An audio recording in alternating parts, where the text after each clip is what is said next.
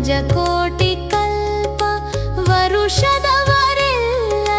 ಹಿರಿಯರೇ.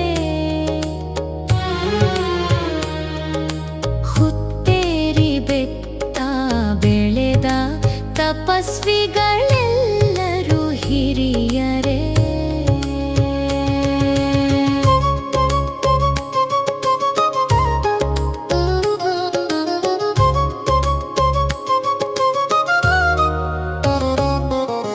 ನಡು ಮುರಿದು ಗುಡುಗೂರಿ ತಲೆ ನಡುಗಿ ನೆರೆತೆರೆ ಹೆಚ್ಚಿ ಮತಿಗೆಟ್ಟು ಒಂದನಾಡ ಹೋಗಿ ಒಂಬತ್ತನಾಡುವ ಅಜ್ಞಾನಿಗಳೆಲ್ಲರೂ ಹಿರಿಯರೇ.